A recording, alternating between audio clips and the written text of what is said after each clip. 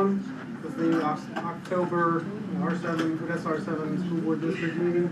We've already established a quorum, and at this time I need an approval of the open session agenda. All in favor? Thank you. Now I'll take a motion for approval of the consent agenda items. So moved. Second. All in favor? Thank you. Communications and reports. We have no board communication for this month. Thank you. Nobody contacted me for board policy. Okay, thank you. Next item is making a difference. Yes, so for the Making a Difference Award this month, I would like to recognize Ms. Carly Nance.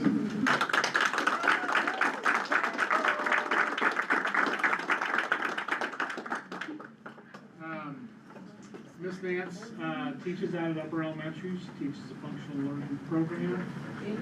Some of the things that the staff members said, she shows a passion for teaching students with special needs. She has started the coffee program with the kids and has been a great thing for the students. They lighten up when completing these tasks and take it very seriously. She has demonstrated exceptional dedication in developing the FOP classroom in the building, and her students are experiencing a rewarding year filled with numerous opportunities for academic growth. Ms. Nance, we recognized her last week out at the building in front of her peers, and we'll highlight her on social media as well. And she's actually a part of the academic focus here in a little bit. Thank you.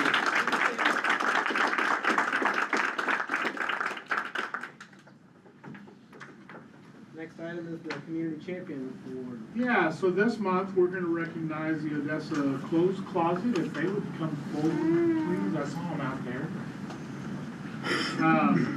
Volunteer-driven organization, community-focused, that has probably served the Odessa school and the surrounding area for many years. It's fully operated and by dedicated volunteers and is overseen by a compassionate and committed board. The board officers include Nina Dillon, President, Rena Munsterman, Vice President, Annie Hammer-Oots, Secretary. The organization is funded through generous community donations and the sale of gently used clothing and household items. And ladies, we appreciate everything that you do. Thank you for everything for the community and for the school.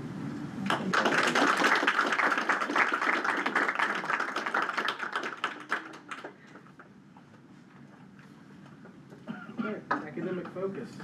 All right, I'll turn it over to Mr. LeBoux. Evening, everybody. Dr. O, board, thank you for giving us the opportunity to highlight one of the many bright spots at OUE. We've got several budding entrepreneurs, managers, maybe some future baristas here tonight, led by a really wonderful group of people. So I'll share some of the names. Staff that's here, we've got Carly Nance, Kelly Morris, Rachel Radigan, Teresa Snyder, Joe Fletcher, and then two ladies that aren't here that spend a lot of time working in that class, Bobby Long and Deb McKieran. And then our students that we have here tonight, we have Alex Davis, Brooklyn Balance, Violet Murphy, Samuel Burrows, and Keelan Brown, and a couple kiddos that couldn't make it, Anthony Baker, Lily Mae Siervino, and Jacob Halsey. A lot of fun to be had, a lot of hard work. It's a great program, and I'm going to turn over to Carly, let her dig a little bit deeper into it. Thank you for letting us be here this evening. We're really excited to show off the stuff that they've been doing. They've been working really hard. So to start off our evening, we're going to take you to our Bulldog Brew.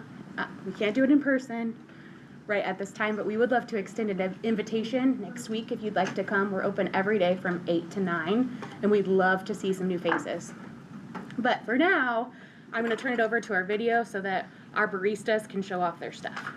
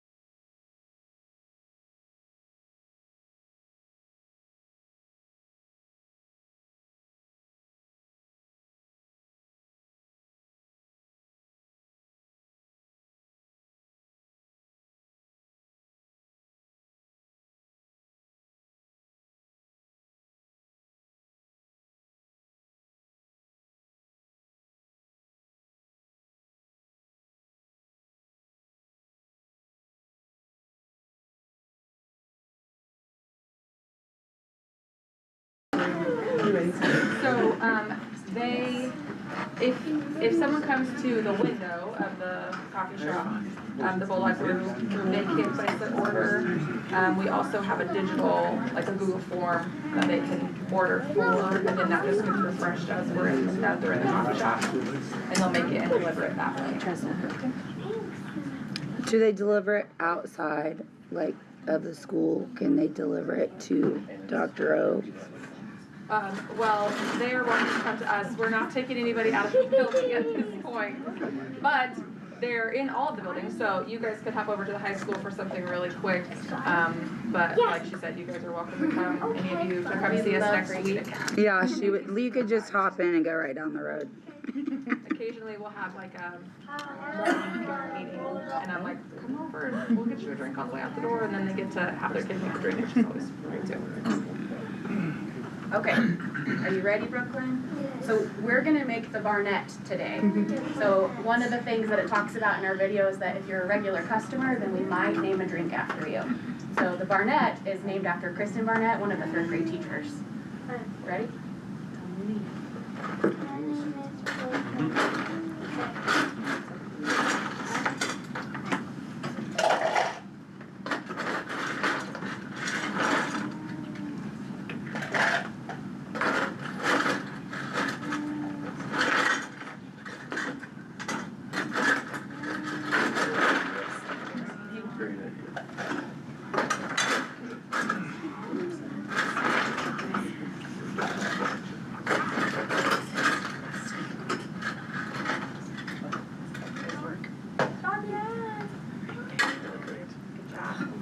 All right, next, Mr. Keelan is going to pour the lemonade. Uh-oh.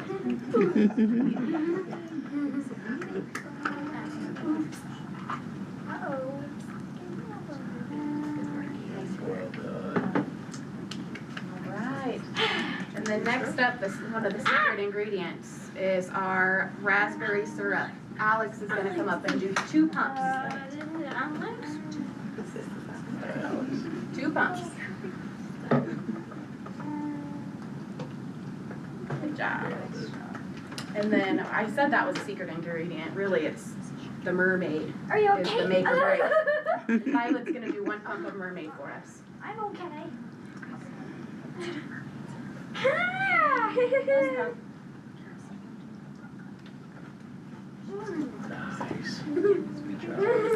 Good work. All right, and then last but not least, we have Mr. Samuel. He's our master blender as well as one of our master deliverers. His delivery service is top notch. Service with a smile. Okay, ready? Oh, you get to push him?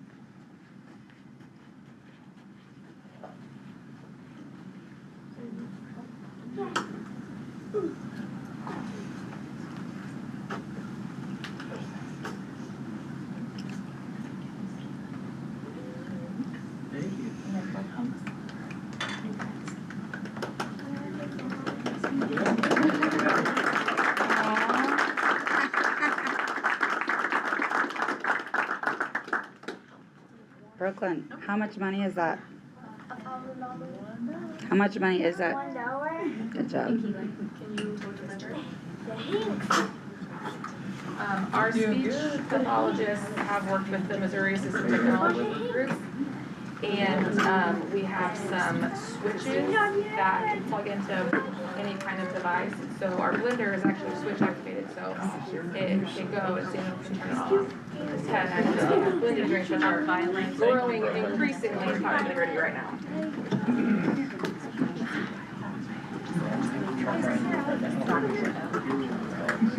Thank you so much.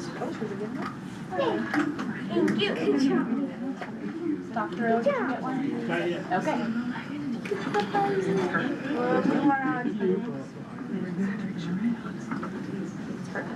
Did everybody get one? Good. Yes. Very good.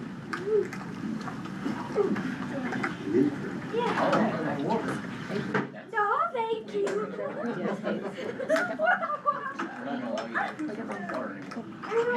Okay, so I heard that they can pay with more than just dollar bills. We do have, a lot of staff that prefer, because I don't always have a dollar on me, so they'll pay in advance and we have kind of like a punch card system. Oh, okay. So, the staff will bring in like $10 or $20 and then that's just their punch card, so, as they come in for a drink. Usually their punch cards stay at the coffee shop, so they don't have to remember it and just pull theirs out, give them a punch, and they're good to go. So can they give change? We do some, most of our staff works off the punch card system or just has dollar bills, but they do count back from 5 to 10s. Usually a couple times a week that'll happen. She probably needs that. Jill, is this funded by the school and then they're able to use the funds or something, or is the dollar bills funding the project and they're reinvesting? Yes, it kind of just goes back into itself. In fact, we were looking at, some of our orders versus things, we're like, it might be time to increase our prices a little bit. But we actually also got a donation as a department from FAD, Max, and State Farm, and that helped us to kind of get some of our startup things going. In our building, this was something that was kind of trialed last year, so we had an ice maker, just a countertop one that was donated, and somebody donated a blender that was, they got a new one, so they donated theirs. And so a lot of our things were that way, and also a PTO grant helped to start it in our building, but some of those other funds are helping to build this program in other buildings as well. We kind of started out with a coffee pot and then an ice machine. It's grown and. I remember seeing your Facebook post now that I. Mhm. Yeah, it's like if you're at a garage sale or cleaning out your basement, you know, whatever, we'll take it. So, Yeah. and it's, you know, then they've got a couple of Keurigs with the PTO grant, and so that kind of, the goal with it is not anything that's necessarily profitable. Although if we do have excess funds, Ms. Nance has got several field trip plans that we would love to be able to do. We also cook every Friday. We have Foodie Friday, and so we've made an apple pie in a cup, which they liked, I think, They for the loved most it. part. It was something new that we've never tried before. We made mini donuts last week that were just like Cheerios with some sprinkles that we've not got to the oven yet this year, but we will. Right now we're at the microwave, but every Friday we do a little something to Get popcorn, work on something. the skills. We did do popcorn and we delivered to the staff. I say sometimes we get to benefit from that one. OMS, because they have several kitchens within their building as well, their Food Friday is a little bit more entailed, and then the idea is that as they progress through the programs, they're able to get more and more skills from this, so it's kind of compounding, which is nice. I'm so impressed by just what you guys are doing for the students, the services that you're providing, and really just thinking outside of the box and not just following, you know, a book of curriculum. It's amazing. Thank you. Thank you. It's a bigger part of the day. For sure. It is. And our speech and language pathologists and OT and PT also love it because they get to come in every once in a while and join kids, and you know, they work on social communication, and there's tons of fine motor things involved, and so they're of course like, yes, this is great for them, so they're super on board. Well, I mean, just talking to people and interacting with people, which you don't even get that in some of our other. There's a lot of kids these days that don't even know how to do that. We've Well, noticed my it. big thing is when I said something about the money, she's been working on money for 2 years. She still doesn't know how to tell the difference. So her being able to deal with money in this situation is super awesome. And it makes her super proud too. Well, and we've noticed a huge growth in independence that Mhm. might get us into trouble. You might be too intense. And it's carried over at home too. Yeah, we are good. Hopefully. A bulldog brother got coffee shop. And Charles. We make coffee.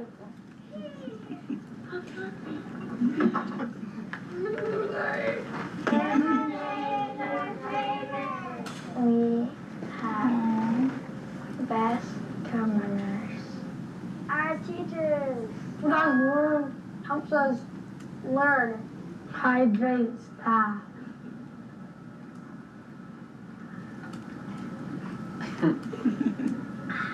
Really good. Yeah. She's the best. With what?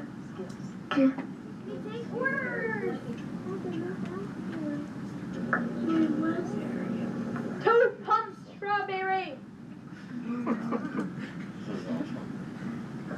They handle money.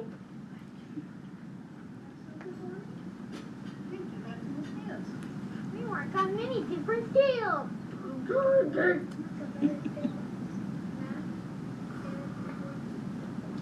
Pre-vocational skills. We are working. What?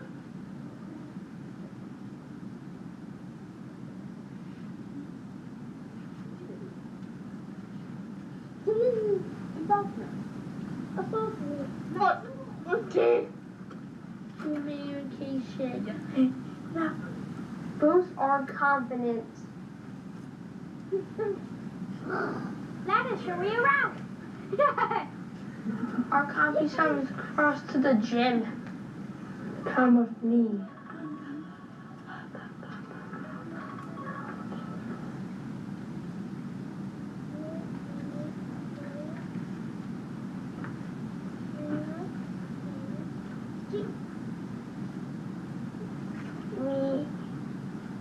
We use powder.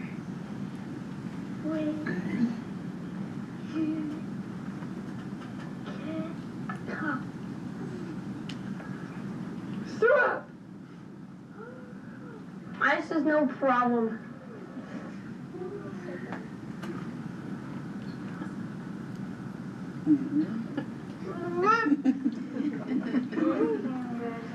Go, girls. Blended Samuel's the man. Samuel's a bunch of both.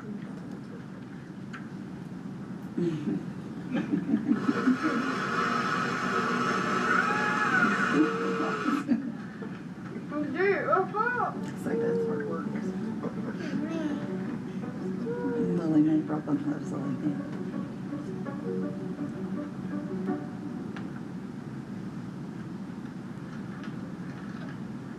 Thank you. You're welcome. If you're regular, you might get a drink named after you. Not in the coffee shop, but you have boxes. You drink it.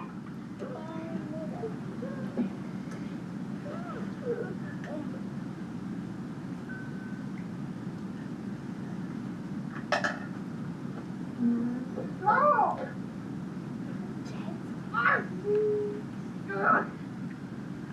Vocational skills.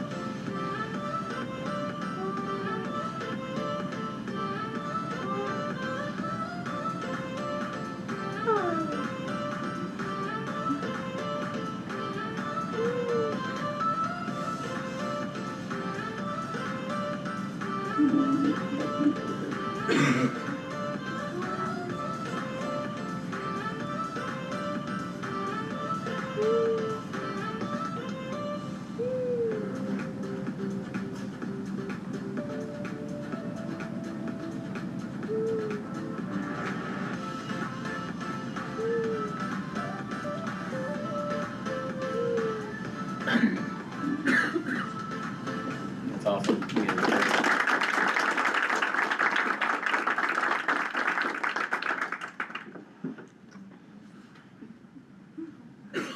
Thank you guys.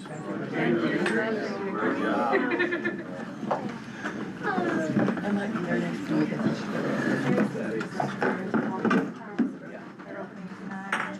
The goal, and as it's grown, it mostly happens that, if they order aren't in the day, then somebody within the staff will like, oh, order drink, so every kid makes a drink, one drink at least a day. Thank you all. They're good at it. It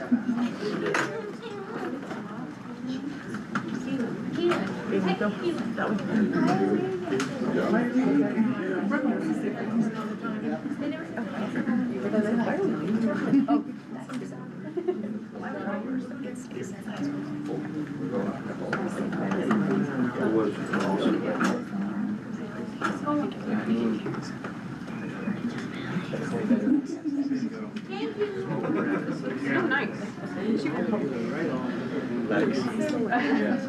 Thank you all. Yeah, good job. Don't you agree, Roger? What? That way better than Cass Center. I think it was.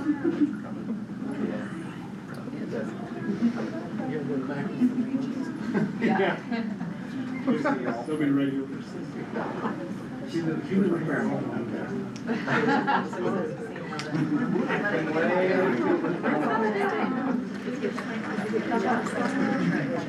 Bill, who's gonna take it? Character test. That must be the mermaid. Maybe. Yeah, got some competition. Yeah. Okay, next thing on the agenda, follow this up, yeah, finance report. Good luck. Yeah, you know, finance report after academic focus, that's a tough act to follow every time, but love it. The finance report for this month is the payroll department has prepared and submitted the annual GASB 68 filing. This is an annual compliance report that is conducted with PSRS and peers. We are still on track for district auditors to be at the December board meeting to present the 24-25 audit for formal board approval. And we have received an interest payment for 2 of our CD investments earlier this month. The interest is the semi-annual interest on both of these CDs. The interest generated an additional $23,883.20 in revenue for both CDs combined. Both of these CDs have been renewed for another year, and the district still remains with 5 active CD investments with the Bank of Odessa.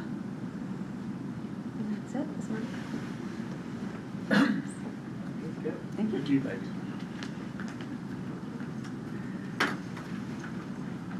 Okay, instruction report. Alright.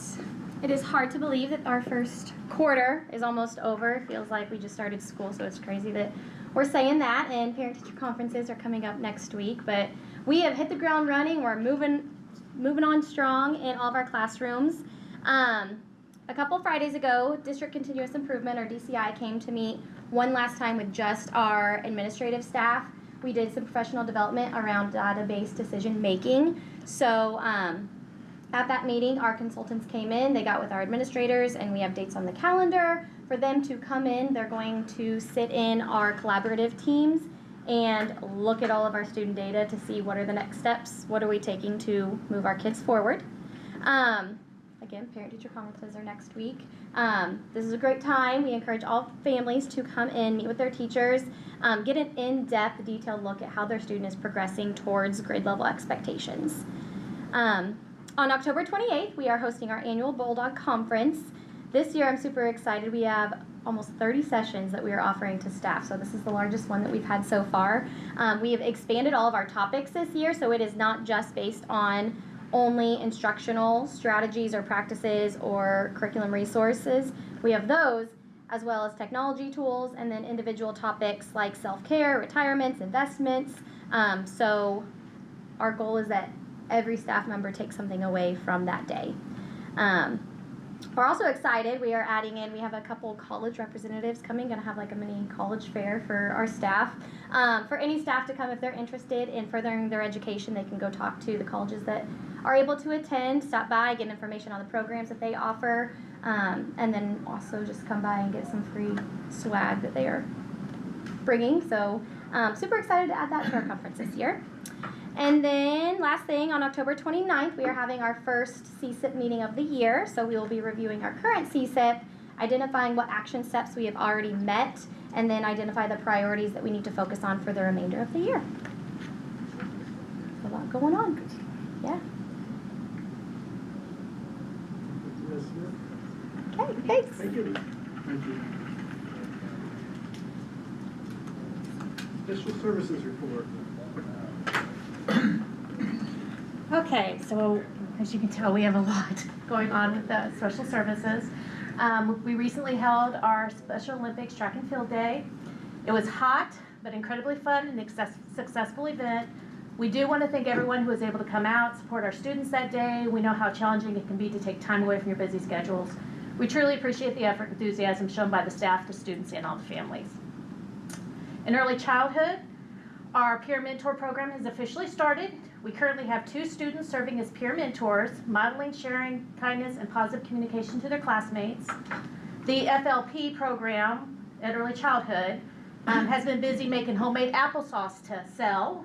They're involved in every step of the process, from preparing and jarring the applesauce to labeling and pricing. Their favorite thing is labeling. They love taking off those stickers that the teachers made and labeling the jars. It's giving them a fun, hands-on learning experience that builds both functional and social skills. At Macquarie, Macquarie has welcomed several new students who are adjusting to the program. They are actively exploring new friendships and engaging in a variety of functional play activities to build social and communication skills. At OUE hosted the FLP Fall Festival last week, and it was organized by the OHS Process Coordinator, Time Johnson, and teacher, Carly Nance. The students enjoyed a morning of activities, including a hayride to the on-site pumpkin patch, snack making, bubble blowing games, and pumpkin decorating. It was a wonderful day of learning. At OMS, the OMS students' FLP program recently picked apples, which they used to make apple butter. Then they took a trip to Walmart to purchase supplies to make biscuits, and later they sold those homemade biscuits and apple butter to the OMS staff. These activities provided excellent real-world experiences in budgeting, planning, and customer service. At the high school, they've been engaging in exciting hands-on science and life skills projects. They created volcanoes and rock crystals in class, and will be visiting Michelle's place, where they're going to practice life skills such as rolling silverware, washing dishes, and serving. These experiences will help prepare them for Job Olympics, which will take place in April. Our 2 major upcoming events for December, we're doing Christmas in the Park with our FLP program and Unified Prom. And both of these events will bring our students together to celebrate inclusion, community, and the joy of the season.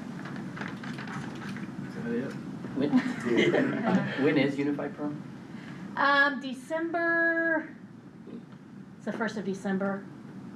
I want to say 4th, but I think that was last year, was December 4th. On a Saturday? No, it's during the week. Oh, it is during the week. Yeah, it is during the week. It's a really fun activity. I'll send it out to you. I will get that to Dr. O tomorrow. How are you recruiting the students for the peer-to-peer at the early childhood? So we're using the PAT screenings, Oh, okay, and yeah, and then we Got use it. that. okay, awesome.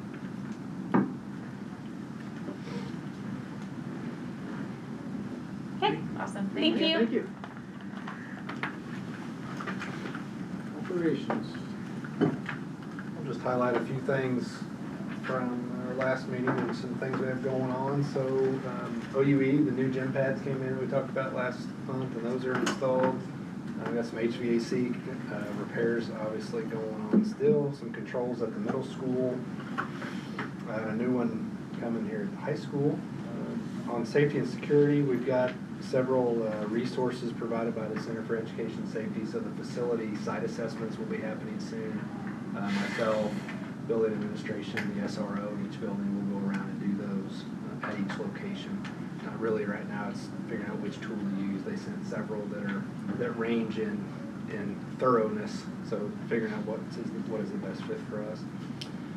Echo Ride, since our last meeting, has hired a couple more drivers, so we're down to just one route without a full-time driver, so that's a win this time of year. Even they've managed to get things covered pretty well, shuffling around and having subs in and things like that. So, and also IDS, I'll just touch on it briefly here, but they've done a facility assessment at Macquarie, so they're in the process of analyzing that, and we expect next month to have a report just of kind of where the building stands and what areas could be repurposed for something else and what areas couldn't be, those kind of things. So they're looking at that, and we expect to have some more details at the next meeting. It's not a structural assessment of end-of-life assets, more. It's not quite that in-depth, but I mean, MEP came and looked, and the architects have looked, and so it's a fairly in-depth of, this is, hey, this is a space that you might want to renovate, or this is a space maybe you wouldn't want to spend the money, those kind of things. And potential future uses. That's it.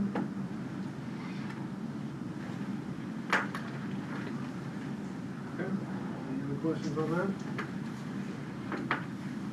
Okay. Superintendent report. Yeah, the building report's in your packet. Couple quick things.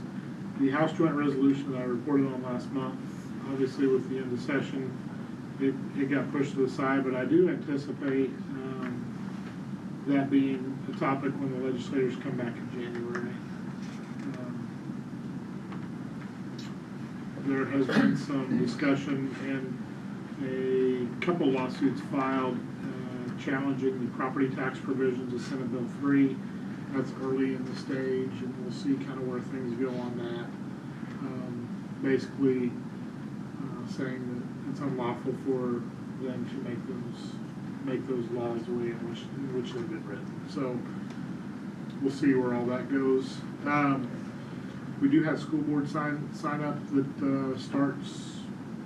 It's still several weeks away, but it's around the corner for the election on April 7th. I believe it's Brian, Kelsey, and Adam that are coming to the end of their current terms. Filing date starts December 9th at 8 a.m. and the last day for filing is December 30th by 5 p.m.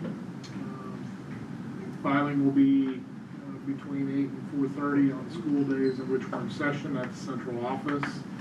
Requirements: you have to be a U.S. citizen and 24 years of age, a resident taxpayer of the school district with no delinquent tax receipts, a resident of Missouri for at least 1 year prior to the election, not registered or required to be registered as a sex offender. And then new members that get on the board have to complete 18 and a half instructional hours of board member training within the first year of service if they're brand new. That's what I got. Good.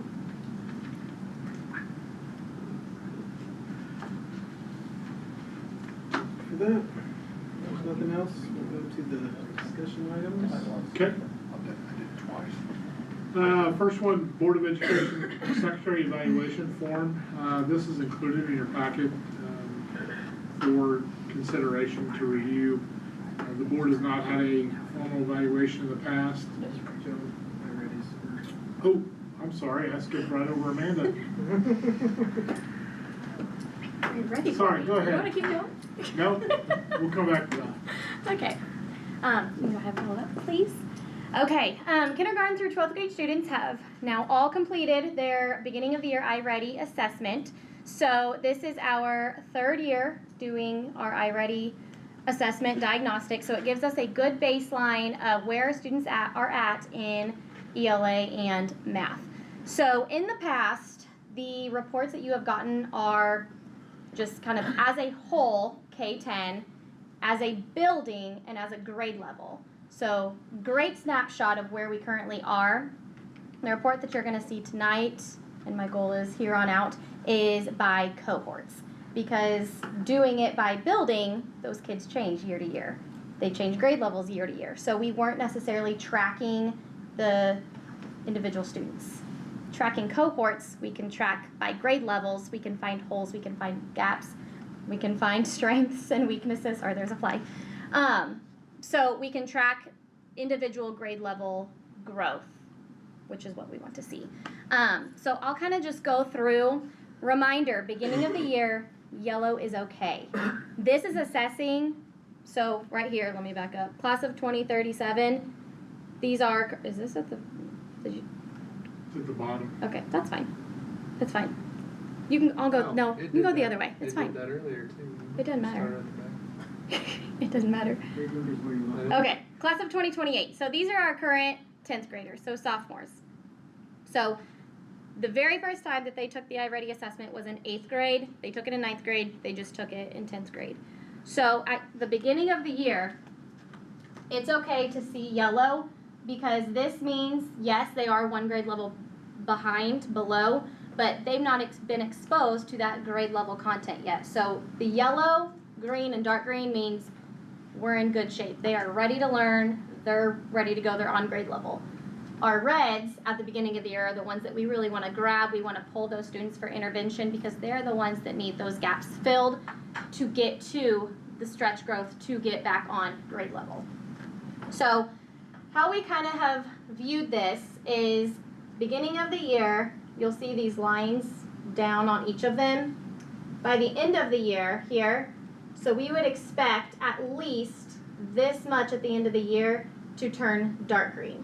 This much at the end of the year here, it was yellow at the beginning of the year, we want that to turn light green. That means we are getting kids to grow how they should be. So when we're not filling in or changing those colors, we've got to go in and figure out what's going on. Another thing, another positive of looking at the cohort data is we can view retention. Summer slide, some call it. Up here, you're going to look at end of the year to beginning of the year. So again, yellow at the beginning of the year is okay. So we don't want to lose this green. Here we go. We essentially did not, because here, yes, they may have went backwards a little bit. They're still ready to learn to move on to that next grade level. Does that make sense? Okay. I want to make sure I'm making sense. So then another thing is what we are tracking as well is, of course, our reds. We want to be shrinking our reds every time we take the assessment, whether that is from an end of the year to the beginning of the year. So again, beauty of doing the cohort data is we can focus on individual students.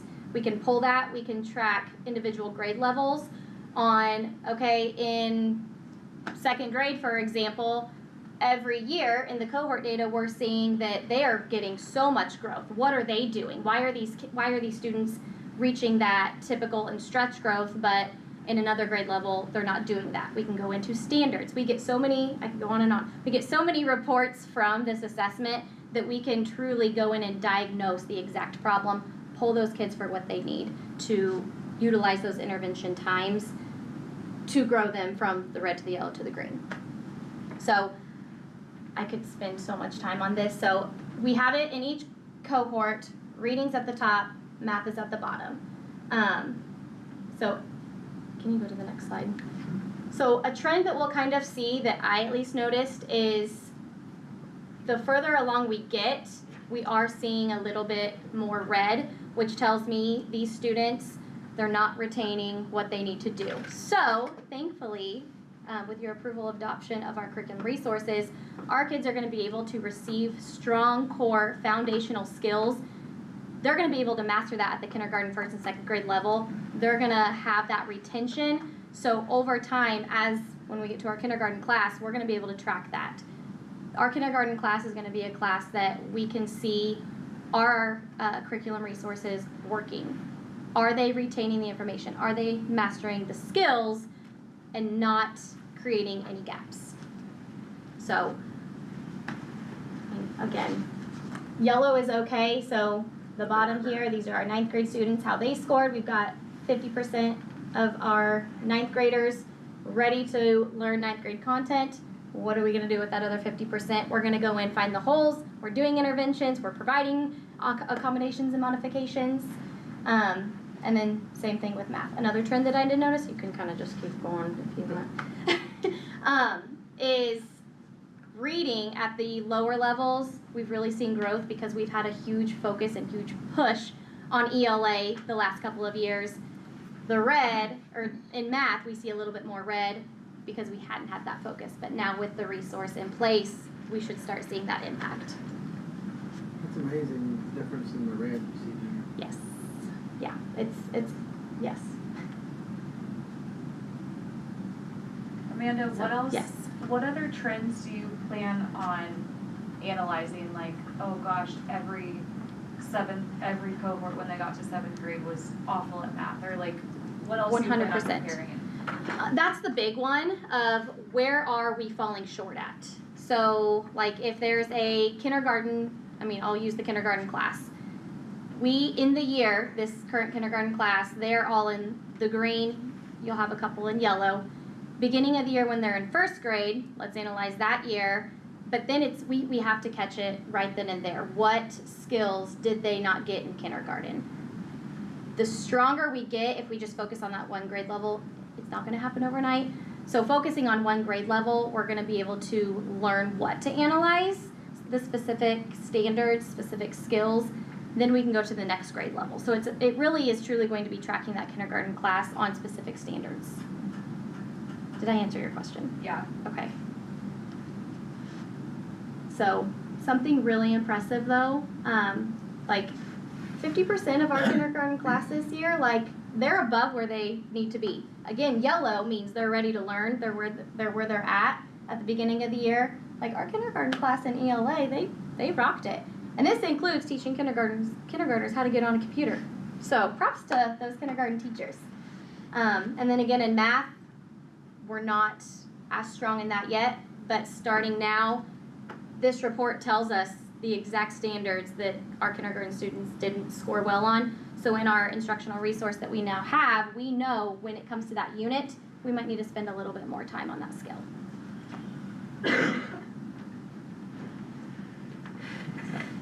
We have so much data, and DCI coming in, this is what essentially we're going to be working with, in addition to end of unit chapter tests, because those are the smaller snapshots. This is that bigger picture, but that's the purpose of them coming in and helping us analyze that data and take action from it.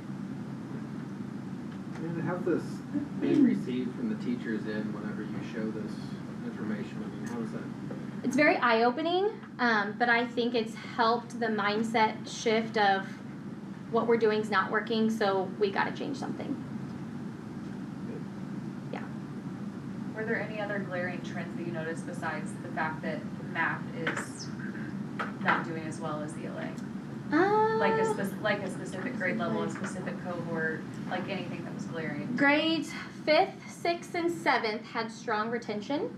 Did I notice? I did note that down. Mm-hmm. And they had stronger growth compared to some others. So that tells us what's 5th, 6th, and 7th grade doing. And that was in both math and ELA. So, I mean, that's where you get your conversation going. Hey, what's it look like in the classroom? Yeah, what are you for sure. doing?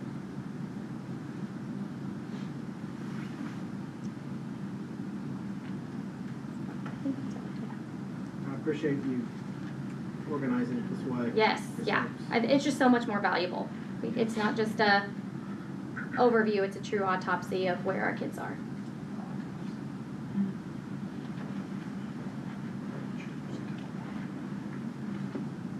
Anything else?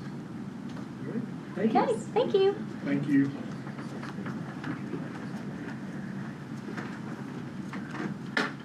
Now, Now go ahead. Board of Education Secretary Evaluation Form, this is in your packet. It's really just basically a starting point. The board has not had an evaluation before. Once one is completed in the development, it would be turned into a Google form, which is what I basically printed off and put it in there. But that would allow you to fill it out electronically when that time comes, and all the results then would just automatically go to board leadership for them to bring back to this group to present the evaluation of the board secretary. So to that, I would take any feedback on the information you want to evaluate the board secretary on. If you like the form as it is, that's fine. If there's things you want to see, if you want to look at it and provide feedback to Mr. Shippey at a later date, I'm fine with that.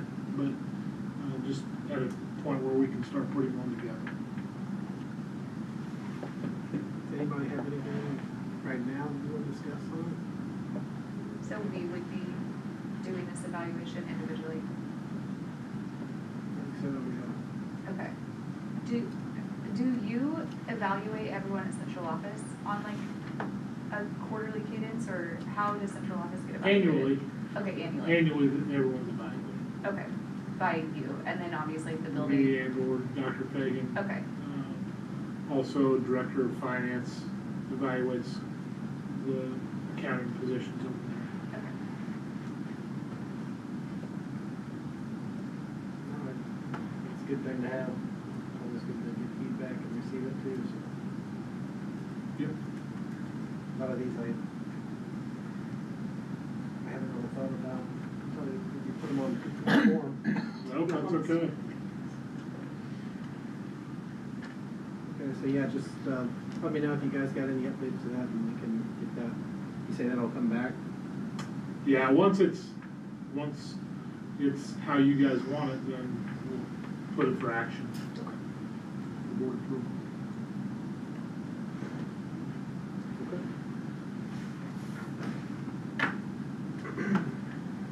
Membership trend? Yeah, the last Wednesday of every September, school districts are required to report their membership to the state.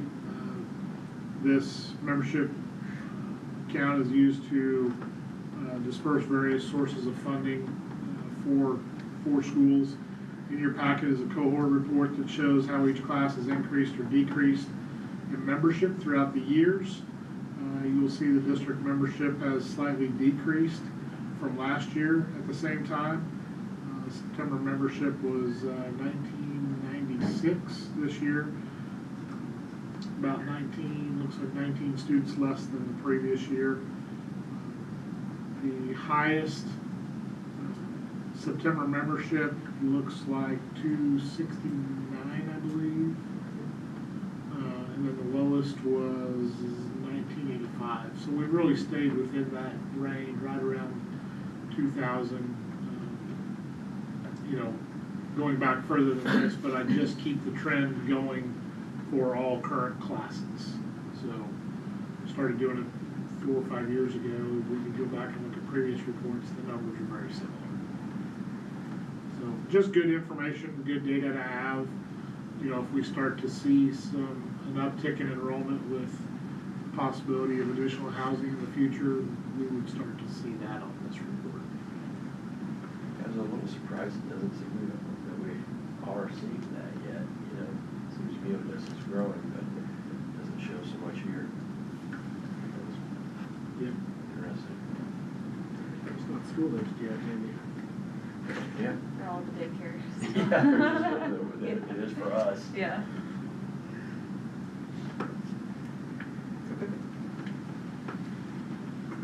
Elementary building update. Dr. Fig. Well, pretty short again. So traffic study, so BHC has been on site, got their counts, begun compiling that report and recommendations. So they anticipate having that back from MoDOT in December is kind of what they're hopeful for after submitting that. So they're looking for approval on the study they did or consensus on? I think just the study itself, but also they looked at multiple intersections also, and then, you know, recommend their recommendations on where there might be another drive or how to alleviate some of the traffic. So they may be pulling in some MoDOT comments into the report. That's the way I understand it. That would be helpful. Yeah. Yep. And then staff meetings, so 2 of the 3 meetings with the Macquarie staff have been held successfully. They've got one more next week, and just kind of as IDS putting the information from their first 2 meetings, just what do you like, what do you not like, what ideas the teachers had, and hey, here's what some of those things compiled might look like, you know, if we were to put that into action. So, and then also November 4th is the second community meeting, and it'll be similar to some of the likes and dislikes taken from the first meeting and put into more of a real visual for them. So again, encourage community on the 4th to come and provide input and give some feedback if they're interested. Is there anything else we can do to get some more participation in that? So Mr. Armstrong is going to send out, not really other than just provide the information again, but we've put out the flyer and things on social media, and then he's going to send it to his families on our email blast system as well. He was just mentioning that. I think that was this morning we were talking about it, but send out, just get it in their hands again. Preschools too. Yeah.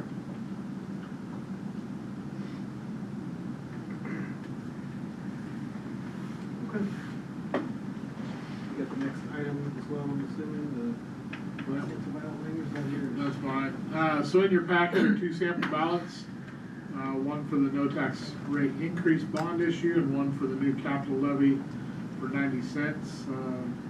These are presented for review and discussion.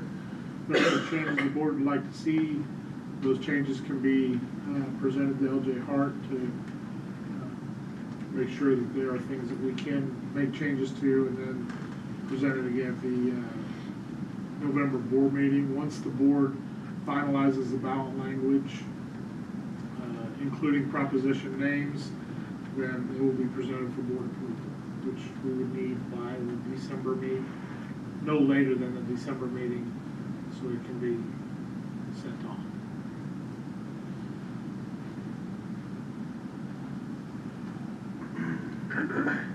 I did include in your packet the presentation from LJ Hart, the finance presentation as well, just as a refresher in case you had questions. So, again, it's got on that a potential proposition names that we need to, Correct. we need to come to an agreement on what that is. I liked kids because the others, you'd have to look into them to know that they're about education. I agree, I like kids. I thought it implied we could keep improving district schools, like that job is never over. This continues. I was kind of leaning towards Odessa schools. But we need two names, So we do need to, that was a question I had. yeah, Okay. because there are two separate ballot issues.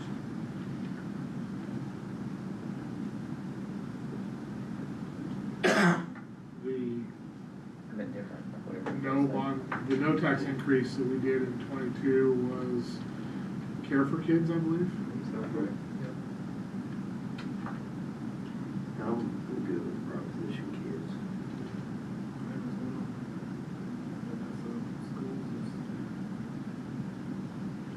Would we be looking at,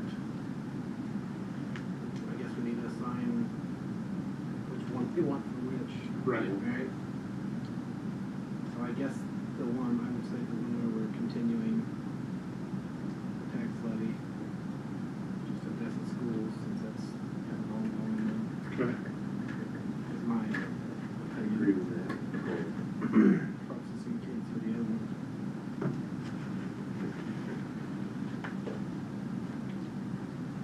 I will Is everybody all right with that?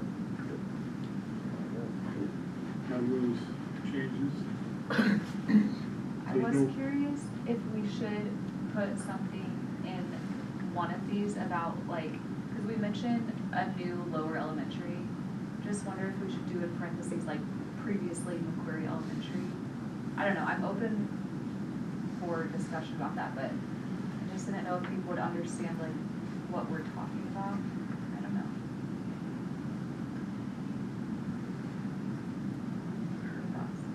Or maybe replacing McQuarrie I Elementary. think getting the name in there is important, because I mean, everybody you talk to knows that that's an old building.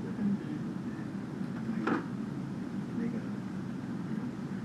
that couldn't matter, so Maybe say replacing McQuarrie. Yeah. would it be replacing or is it? Yeah, that may not be the correct term, I don't know. I know. Thinking out loud. Point of clarity, that was spot on. What did you first say? What did you think? I said currently McQuarrie Elementary. But I don't know how they would word it.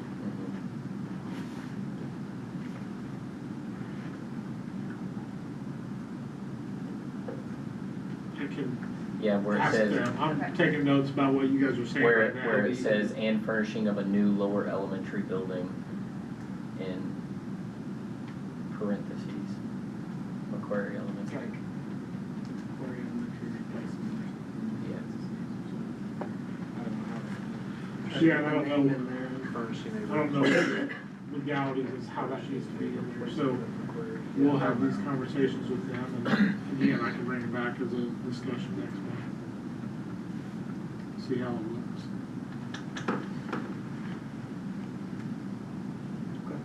Okay?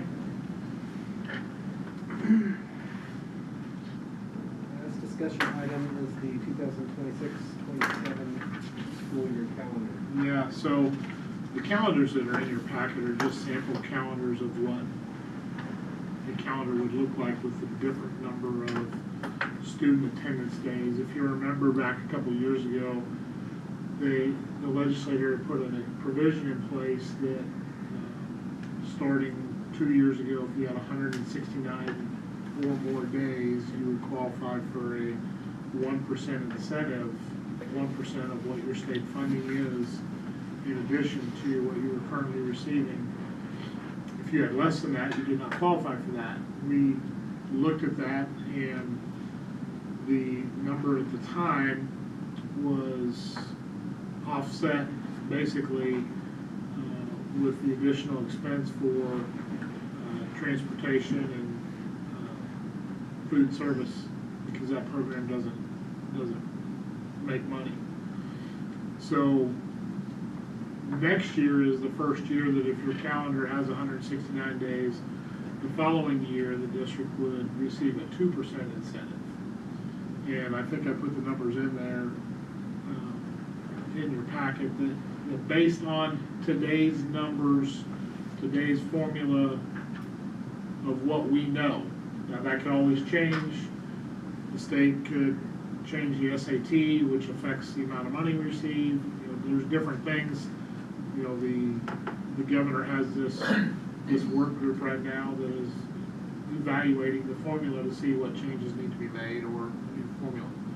But as of what we know right now, that 2% incentive will be just over $187,000. The expense against that would be, what's it saying here, 55, I believe? Yeah, approximately $55,000. So by having 169 days instead of 161, that incentive would provide the district an additional $137,000. Looking at those calendars and working with Miss Smith, and she had to leave. Her son has a birthday, and I told her she could leave early. But looking at those sample calendars, the biggest difference between the two is we have a lot of all-day professional development days now versus the 169 would be more half-days. It does not change the number of teacher work days. It does not change the school length, the day length. It simply reverts those full days into half-days. It does add an additional, I've looked at it, I think it's 26 hours of instruction time that the teachers would have. But like I said, it just changes the number of student attendance days, not teacher attendance days, or hours even. So my question before we start developing the calendars, does the board want us to pursue the 169 or the 161? Any kind of sense from how the teachers feel about this, given that their days, their total days are the same? No, I've not reached out to them. Is it better for our kids? That's where I was at. It's not a giant sum of money, it's not like get on the wrong side of them there. Their contracted days will be the same, but there's going to be expectations since they have kids on those days. Well, there's expectations now. They're just different. They're not teaching. I agree with you. I do a good job. I'm just saying. No, I know. So you're saying that students would have a half day and then the second half of the day would be professional development? Didn't they say that they didn't find that effective? Some people have said that. We did change, and part of that being less effective was the length of the day and the length of and how the day was set up. Because I have had a conversation with the administrators. So the half day before was actually longer than a half day. And so you would end up with about 2 hours after the kids were gone for what that professional development would be. But the way we've changed this calendar and changed the half day length, they'd have about 3 hours of that time after the kids were gone to do that. It would also take a different structure in, right now, a half day, and I'm not throwing the high school under the bus. I mean, I'm sure everyone to some degree does it very similar. You just shorten your time periods, well, then that becomes less effective. So you've got to change up your structure. Maybe the first half day would be hours 1 through 3, and the second half day you've got hours 4 through 6. And so you've got longer periods on those half day, and those half days can be of value for instruction. Instead of having a 10 or 15-minute class. Well, 20, but Yeah. 20-some minutes, instead of 20-some, you'd have your regular length class. Next time, the classes we do. Right, it wouldn't be the same 3 classes or whatever in that instance. I feel like we made this shift, and it was before I came onto the board, but there was a shift in the school calendar where we went to the full day PDs, and it was like, in a way, it almost looked like a 4-day school week half of the month, because it was PD every second and fourth Monday or whatever. But I feel like people have kind of gotten used to it and seen, and they've worked it into their lives. Agreed. So I don't know. In my conversations with the teachers that I know, that I have conversations with, during those PD days, their schedules get full. It's not like they're just hanging out in their room doing whatever, and they're busy. Like you said, it's still demanding. Sure. It's not like, oh, go to your room and work on your curriculum or whatever, or, Yeah. get your next, few weeks set up. Although some of them would like that. They would love to do that, and they don't really, not a lot of them, and they get a little bit of time to do that, but not as much as what, like when you see a PD day, you're like, oh, you got the day to get ready for, no, not at all, yeah. So, I just think we need to be careful here. First thing that all of us, I think, need to look at is our test scores. And if we can gain valuable time in the classroom with our kids, that's one aspect of looking at it. But another aspect, in my opinion, all we've done in the last 2 or 3 or 4 years is ask more and more and more. And our kids are behind. I am not, it's what we need to do to get our kids where they need to be. But we've asked more and more and more, and now we're going to ask more again. I guess without a benefit, whether it's financial or whatever. That's what I'm saying. so the teacher days are gonna stay the same, but essentially they're gonna have students in front of them more so than they are gonna, like that, they're gonna take a little PD time away, and they're gonna have students in front They of would them. have more instruction time. Okay. 26 hours. 26 hours over the course. So that's the only thing that's changing for them. And then Right. honestly, as a teacher, I would say if you asked my wife, she would be like, okay, yeah, I teach the kids, like, that's what I'm here for. I don't know that all teachers would feel that way, but I think I would. And I want to preface this by saying I'm fine building the calendar either way, and we're going to do again what we did last year, whichever way, and put it out for staff to give their feedback.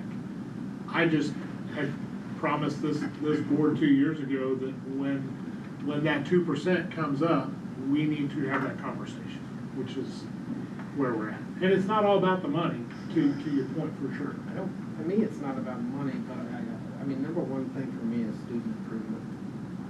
And I guess. So do we It's do we beneficial gain? to our students to do it. So where's the gain here? Is a gain in, are we gonna lose by taking away professional development? Or are we gonna gain more with the kids being with the teacher? Well, this just kind of came to me right now, but I will say this, and this can be done at any point in time. We don't have to, if we don't do it now, it doesn't mean that we could next year change our mind and decide, okay, we need to add that. And this is the first year in which we have aligned, man, I wish Nate was here, but that's okay. This is the first year that we have aligned K-12 resources for ELA and math. We've not had that in at least 15 years. So to say, okay, let's look and see let's continue as we've been doing and look and see what improvement we see with the aligned resource, I don't think that's inappropriate, knowing that we could make this change at any school year time in the development of the calendar in the future. So, Is it too crazy to get teachers' feedback? And when I say crazy, like, is it too messy to go to, you know, hundreds of employees and be like, yeah, how's this look? Is there maybe we could get with like a couple teachers from each building and, you know, I don't know that already serve, and just have like maybe even just an email, like, hey, what are your thoughts about this? What are people? well, to that point, absolutely. I meet, tomorrow's my advisory meeting with, and I've got representatives from each building. Oh, okay, yeah. And so, to ask them, it's already on the agenda, in fact. Oh, So, okay. yeah, I could definitely. Like, and like he said, he made a good point. We're getting that, the students in front of the teachers more, but then they're also not doing the professional development. And those that Is that see. true, they're not, PD will be less? Yes. Okay. But some of the PD, I don't know how the teachers feel. Maybe they feel like some of it could be cut out. You know, maybe some of it they're like, you know, it's kind of like that. Well, Or they may say it's super valuable and we don't want to miss that too. And I can absolutely ask that of the group tomorrow. One thing I would want, and this is an outsider looking in that's never been on the school calendar before, but, if we're gonna add in days, I would like to see them at the beginning of the school year, not the end, since the testing dates are typically set like for the end of April regardless, just to not add like fluff days at the end of the school year. Can't You know what I start mean? Yeah, I'd have to look at the exact date. I think the earliest possible start date is the 17th, I believe, State fair. because the state First day fair. of state fair. No, we can't start until after it's over. They passed it. it was in here somewhere. Yeah, they passed Yeah, the law it's down gonna there. be in that narrative, in that booklet. Oh, I did not see the booklet, I'm sorry, I just stopped at the school calendar. That's all right. Both calendars would be out before the holiday in May. The calendar of the 169 actually, I think, has enough hours that if we miss the maximum number of inclement weather days, instead of a half day on the 19th, it would be a full day. 14 days before the first Monday in September. Dang, I was just like, if we could get more like valuable time at the beginning of the year. Oh, because kids are ready to get out. Well, yeah, exactly, I mean, May comes and they're like checked out, so. So I'll get that feedback tomorrow, and Yeah, I think that, I mean, the way you present that is like, is there a way we can do both? Can we make PD days more efficient for you and also improve? in my discussions with Ms. Smith, she felt that by making those days more meaningful and being very intentional about them, she didn't feel that we would take a huge hit in PD. That being said, I mean, I'm not gonna say that we can't utilize the additional PD time of the 161 calendar either, you know. Again, I could go either way on this. Well, I mean- I just promised 2 years ago I'd bring it to the board, and Well, why haven't we had this conversation until they offer us money? I mean, and that's a very good point. I mean, we had the conversation, We but could have done this it was anytime we a- wanted to. we could have. There was no monetary benefit to do it before. Or minimal. And I will say to that point, there could very likely be changes to, you know, those numbers are based off of our transmittal from last month. If there's changes to the formula, if there's, you know, if they revert back to a lower SAT and that number goes down, those things could happen. And we don't have a clue about those happening at this point. So, I don't wanna put those things in stone as guarantees. The governor's committee that's meeting, dealing with that, what's their timeframe? I don't know that I've seen a time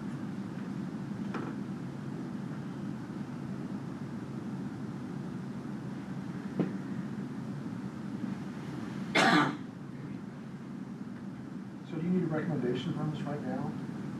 No, You're gonna talk to those teachers? I'm gonna talk to them, and if they're strong one way or the other, I'll email the board and let them know kind of the direction we're going, if that's okay with the board. That's what I'm hearing.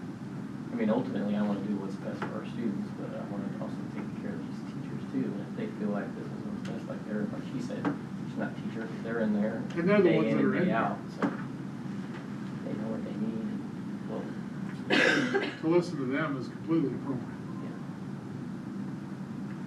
And get a carrot and not a stick. Oh, absolutely. I'll just listen to their feedback and follow that direction.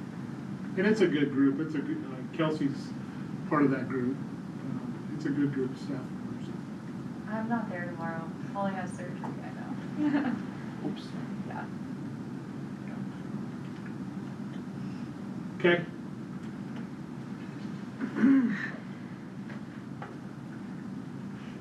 Action items, Brian, back here.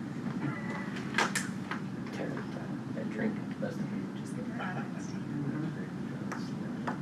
too much sugar, yeah. Oh, good. Good as an understatement.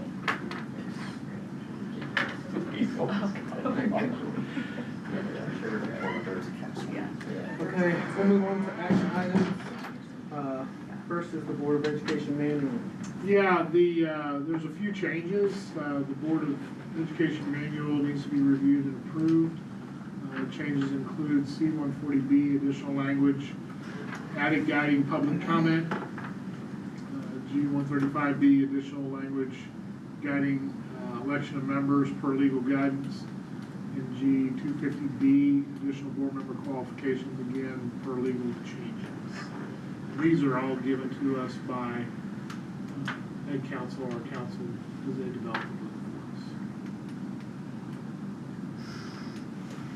for us.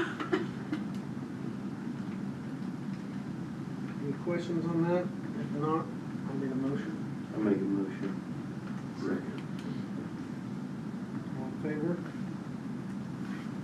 Carried. FFA Foundation Rising Sun Grant.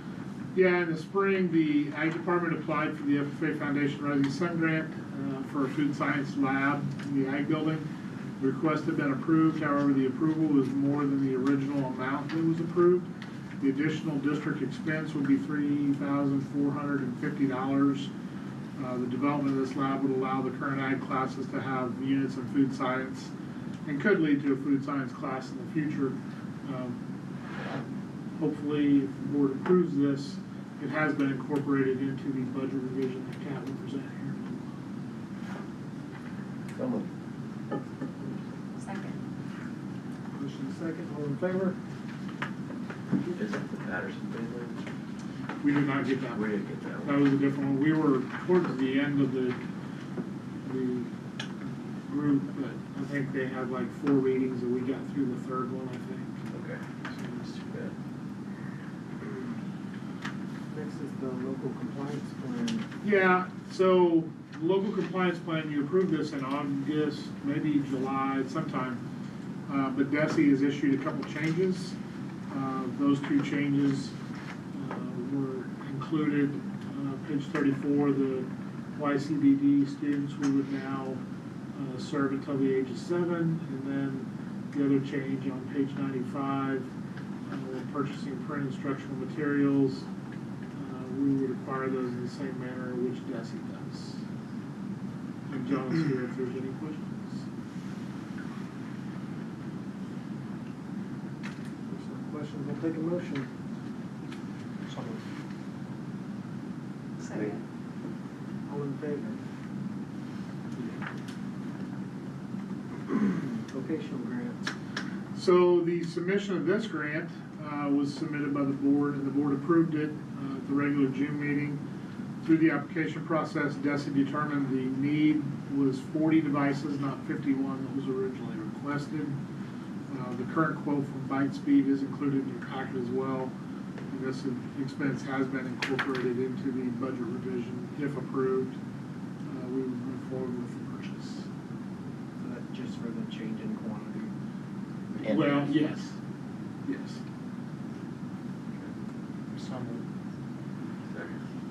in favor? Thank you. Budget revision for FY '26. Okay.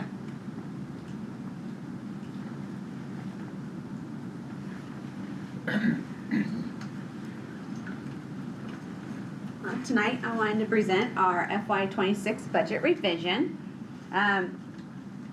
We wanted to update the board with this revision at this time, so, with our better numbers that we have and the accuracy and updates that we have from all our different funds. We estimate that our FY '26 revised revenues will be $30,374,416. This amount includes all 4 funds. The increase includes adjustment to state revenues and accurate assessed valuation information. And then we estimate that our FY '26 revised expenditures will be $30,924,232. And this amount includes all our 4 funds. The increase in the expenditures includes additional grants, increase in utilities and district instructional material costs, and updated salary and benefits for our staff. Our revised operating revenues is estimated at $27,241,349. Our revised operating expenditures is estimated at $27,317,101. Operating contains both Fund 1 and Fund 2. Fund 1 is the daily expenses and classified staff salary and associated benefits. And our Fund 2 is our certified staff salaries and their associated benefits. And the increase in these expenditures, again, include those additional grants, increase in utility and district instructional material costs, and then the updated salary and benefits for our staff. The operating expenditures for FY '26 are greater than our FY '26 revenues, reflecting a deficit budget of $75,752. And here on our property tax revenue, we are showing a brief history of the district's tax rate, assessed valuation, and new construction estimates. The trend in the district's assessed valuation increases each year. The actual amount is reflected on the slide, and the revenues have been updated to show the change from estimated assessed valuation to actual assessed valuation. Due to the amount of the increase to the assessed valuation, the Hancock Amendment was implemented. The Hancock Amendment requires us to lower our operating tax rate in response to the assessed valuation increase that exceeded the CPI, the Consumer Price Index. We were able to roll that difference into our debt service tax rate, allowing us to maintain our existing tax rate. The collection percentage is the actual percent of current and delinquent tax collected in those fiscal years, along with the revenue generated from those taxes. And the FY '26 collection percentage and revenues are a projection. The line item detail of the district's revenues and expenditure revisions is included at the end of the budget revision narrative for your review, and I'd be happy to answer any questions you have.